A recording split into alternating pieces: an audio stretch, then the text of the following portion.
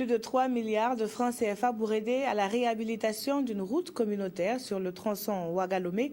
La Banque d'investissement et de développement de la CEDEAO soutient ainsi le gouvernement burkinabé à travers ce prêt qui va servir à l'aménagement de la route Tenkodogo-Ouagadougou, longue de 28 km. Sur la signature de convention, le compte rendu est de Moumouni Soubeiga.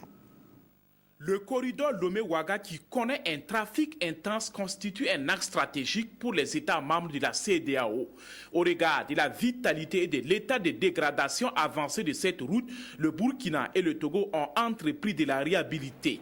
La présente signature d'accord de près de 4 milliards 700 millions de francs CFA entre le Burkina et la BIDC vient boucler le financement de ce projet. C'est un projet donc au niveau du Burkina qui a été découpé en 3 lots et avec des travaux socio-économiques importants dans la ville de Tenkodogo, mais aussi des actions en faveur des femmes et la réalisation donc de pistes rurales et du pavage de rue au niveau de la ville de Tenkodogo et dans les environs de la ville de Tenkodogo.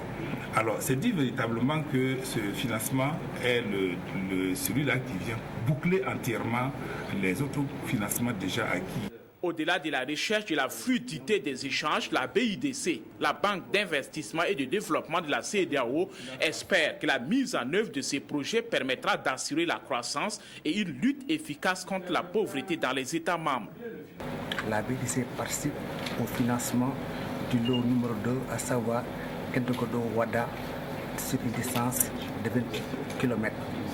C'est un projet extrêmement important qui va contribuer à accélérer l'accès à la mer des pays n'ayant pas de façade maritime comme le Burkina, le Niger et le Mali.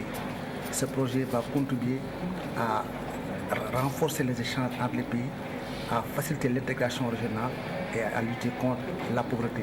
Le corridor Lomé-Ouaga, long de 945 km, fait partie des axes prioritaires du réseau routier de l'UOMOA.